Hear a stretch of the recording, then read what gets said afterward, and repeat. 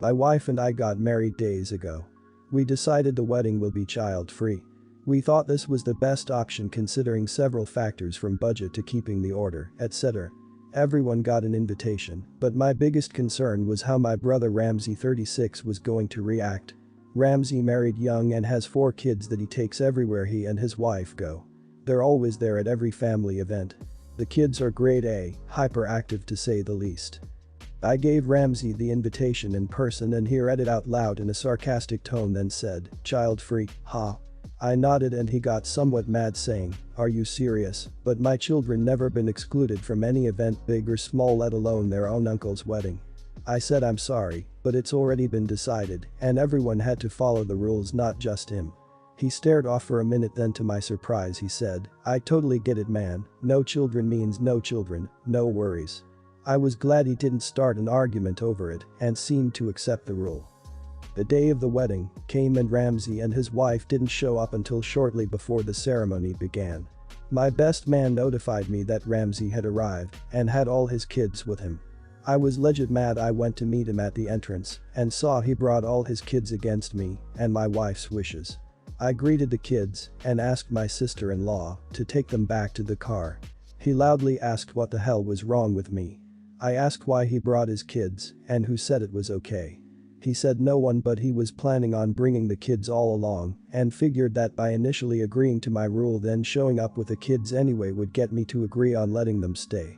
I stated this was no event for kids for many reasons and that everyone respected the rule except him. He complained about me disrespecting him and his kids since, again, he never attends any event without them. In his words, "Wherever I go, my kids follow, period." I told him he needed to leave then. Not only did he call me a lunatic but a terrible brother and terrible uncle. He also called me a simp for agreeing to my wife's stupid rule, saying if that was him and his wife even hinted he couldn't have the family's kids at their wedding, he would have dropped her right there right then. It was humiliating and loud enough for the guests to notice. My in-laws did too. I told him to leave. That's when my mom and aunt tried to convince me to let it go and let them stay, but I refused and had him leave after a massive argument between us. To say that I felt absolutely shitty is an understatement. Everyone gave me grief ever since that incident and are siding with Ramsey saying I wronged him and acted cold towards him and his kids when they showed up to celebrate me and my wife. My dad is especially pissed at me for potentially, permanently messing up my relationship with Ramsey, his wife and kids by kicking them out of my wedding. He quoted Ramsey won't ever forget this day. Am I the idiot? He won't forget that day ever. It was the day your brother decided his wants were more important than your specific requests on your wedding day. Your brother explicitly told you his plan was to blatantly ignore your request to try and force you to just accept it. Not the idiot, and tell your parents that if they keep supporting someone who deliberately tried to ruin your wedding, then they will have permanently messed up their relationship with you. Your wedding, your choice. Your brother tried to strong-arm you into letting his kids attend by lying about respecting your wishes and then showing up with his kids, figuring that he would call your bluff and get his way. You did the right thing by standing your ground and insisting that he leave. If he truly felt disrespected by your child-free wedding, then he should have chosen not to attend, but he chose to make a scene instead. You have done nothing wrong here and your family telling you that you should have given in to your brother's boundary stomping are also the idiot here.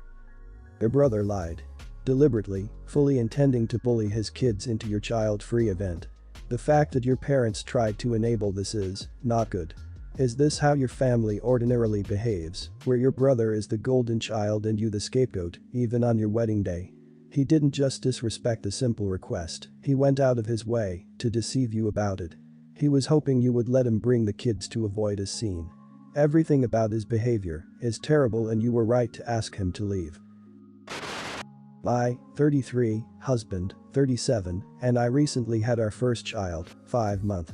We decided I would stay home with the baby.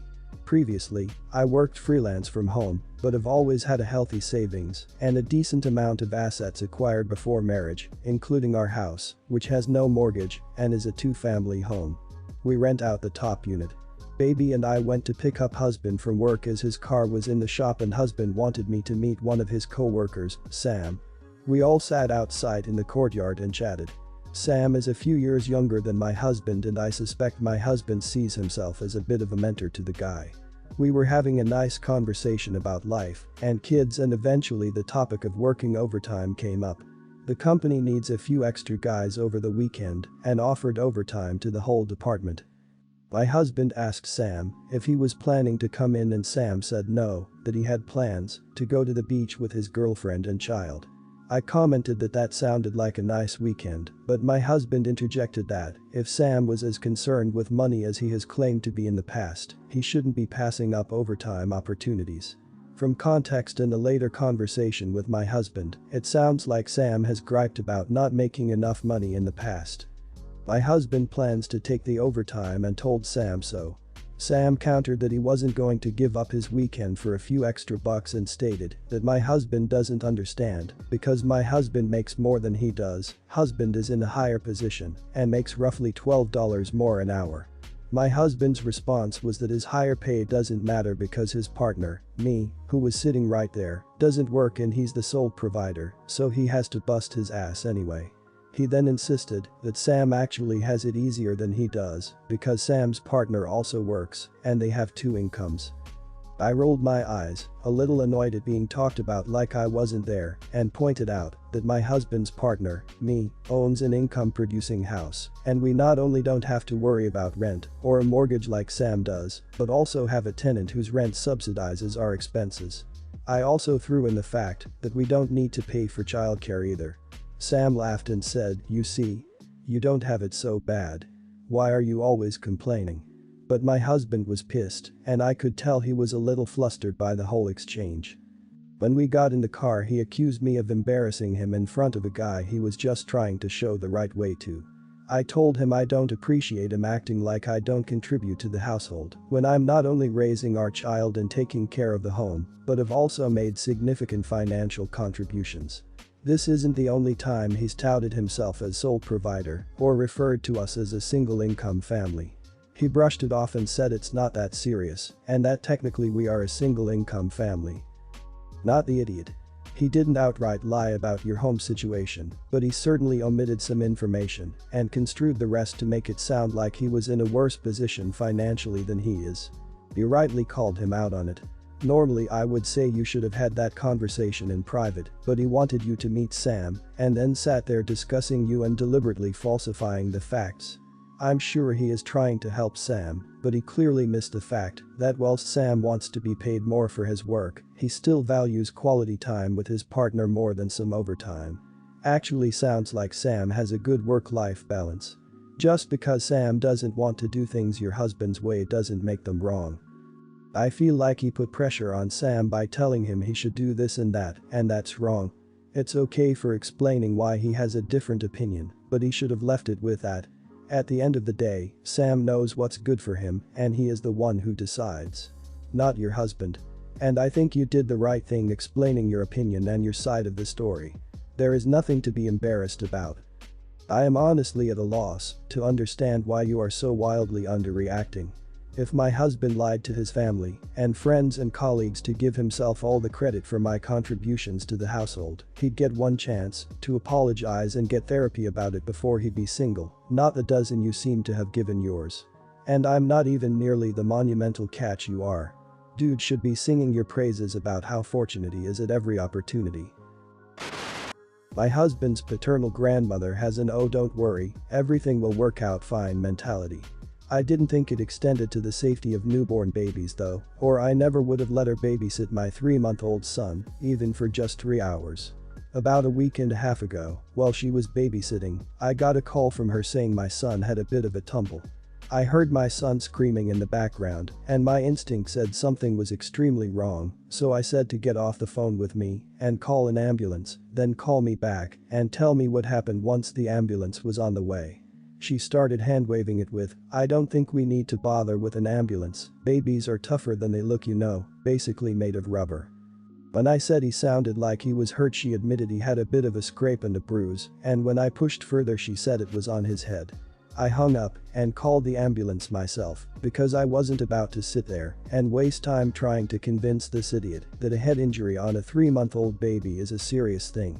my absolute hero of a boss, drove me to the hospital because I was in no state to drive and I needed to be on the phone to notify my husband and then get the full story from his grandmother. It turns out she not only dropped my son, she dropped him while walking down the stairs, so he fell onto the second from bottom step and hit his head on the third from bottom step. She then wasted time calling her son, who told her she should probably call me or my husband. At the hospital she kept being dismissive, saying I was overreacting and my son would be fine until I made her leave. As it turns out, my son has a minor fracture in his skull, which will heal on its own, though it will take a couple of months. We're so incredibly lucky. The doctor said a fall like that could have easily caused a life-threatening brain injury, and my husband's grandmother hesitating to call an ambulance absolutely could have increased his risk of serious disability or death. I was furious with her, but I felt she should know my son was okay, so I called her, but when she answered me call with, "What did I tell you, he's fine, isn't he?" Her condescending tone and blasé attitude to my son's safety pissed me off, so I said, "Actually we're still not sure if he's going to make it." Then the apologies and the guilt and the distress came out. My husband called her later to tell her my son would be fine. My husband's father and grandmother are really mad. They think it was a dirty trick to lie to an old lady about her great-grandson's injury, but my husband and I maintain that she deserved to feel bad about what happened to my son, and she obviously wasn't until she thought his life was in danger. I for one will never let her near my son again, but I hope she'll now be more careful about the safety of any other children she has care over. Not the idiot. She dropped him down the stairs and then tried to downplay it instead of getting help immediately. She knew exactly what she did, she was just afraid of the consequences. This woman wouldn't be seeing my kids anytime soon, and then she wouldn't be allowed to be alone with them or be allowed to hold them. Maybe the doctor should sit your husband down and talk to him about what could have happened. Also, I don't know how something like this is handled where you are from. Here, police or what's our CPS would start an investigation as accidents with head injuries in babies are taken rather serious. Everyone sucks here. When she asked, "What did I tell you, he's fine, isn't he?" You should have said something to the effect of, "No, he has a skull fracture, but the doctors are optimistic that he'll recover fully." That would have the benefit of being true, while it would have still frightened her and made her feel bad enough. Of course, Grandma was grievously wrong, but you know she had a everything is fine attitude about everything, so why did it shock you into being hurtful? The truth was horrible enough to make your point. I'm so glad your baby will be alright. But you lost the higher ground and family and friends will take sides. My fiancé, 30, and I, 28, are getting married next month. Everything is going great, but we've been having a serious argument about having his grandmother at our wedding. We've agreed to not have kids at our wedding, as we want the reception to be a huge party for your adult friends and family with dancing, loud music and an open bar. However, for precisely the same reasons that we don't want kids there, I don't want his elderly grandmother at our wedding either. I said she can come to the ceremony, but not the reception. It will be extremely loud, and I want it to be a party atmosphere, and she will be extremely out of place. For context, none of my grandparents are still alive, and he still has his last living grandmother. This has caused a huge fight, since she said she has always dreamed about being at her grandson's wedding. He is her oldest grandchild, and she probably won't make it to the next family wedding. Which is why I said that she's more than welcome at the ceremony, but she will just be too out of place at the reception. She and he both insist that she will be fine and wants to go to the party. But I just know it will inevitably lead to us dealing with her and taking care of her, and I just want to get drunk and let loose with my friends.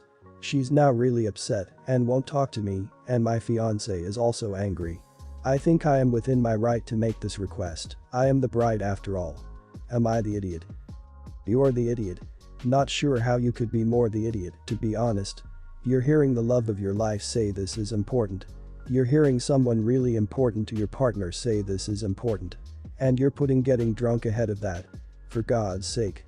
She's been a grown adult longer than you've been alive. I'm pretty sure she can handle any tiredness and noise as she wishes. If I was your partner, I'd be noticing the red flags. My sister had her grandmother-in-law at the wedding. It was very much a nighttime dance party type thing. Lots of younger men fawned over her, and one kept dancing old-fashioned with her. The old lady died the next year and had mentioned the wedding often and how much fun she had.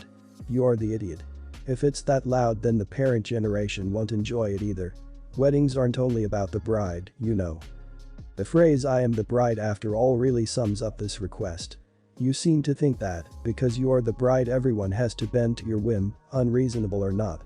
You're the idiot. Your wedding does not solely revolve around you, and a 98-year-old is not equivalent to a child.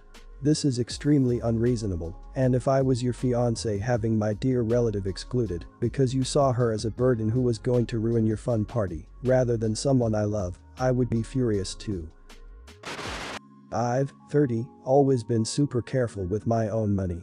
For most of my professional life I earned a little more than a minimum wage and always kept my costs and lifestyle on the low. I've been working since 16 years old and never got a single debt on my name, something I'm proud of. This past year I got a very good job and I've been able to save a lot of money so I can finally buy my own house and leave rent. I've been dating her, 23, for 2 years, and I met her in one of my jobs at a college. She was a student there. Cause of financial problems on her family, she had to quit college, leaving some debt behind. Her parents used to pay for her college. I've been living with her for 1 year and I pay for everything: food, rent, etc. After moving together I feel like her parents kinda expect me to pay for everything related to her. Her father once asked me why I didn't put her back in college to finish her course, and I told him very politely that I couldn't afford it since it was more than 50% of my monthly income and I had rent, food, and everything else to pay for. We get zero help from them. Today she received an email from this college saying they will pass her debts along to justice and stuff, and she could negotiate. She called me and said, "I have something serious to ask.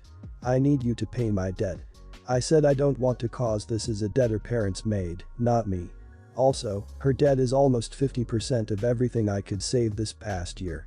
It's a huge chunk of my savings. She is silent all day after that. Am I the idiot here? Not the idiot. Red flag: her dad saying you should be helping her make life choices while only dating 2 years. The red flag: they want you to start paying for her as though she's your dependent. The red flag: she is financially irresponsible and wants you to just bail her out. This is your future if you want to stay in this relationship and be responsible for her for your entire life. I think you need to have a financial discussion and make it clear you won't be marrying her until she has a plan on how to pay off her debt. She chooses not to work unless there is a reason I missed it, and this is an extremely unreasonable request. I am also curious, if you get married, won't her debt automatically become your debt? Can you afford to have her debt when it doesn't look like she plans to get a job to assist with household income? Not the idiot. Until you are legally married to her, they are her debts to deal with. You need to have a conversation about how she will be dealing with this debt, cause it will cause trouble once you are married. It will not just impact her credit, but if you plan to buy a house, or even a car, or get a credit card, it will impact you as well.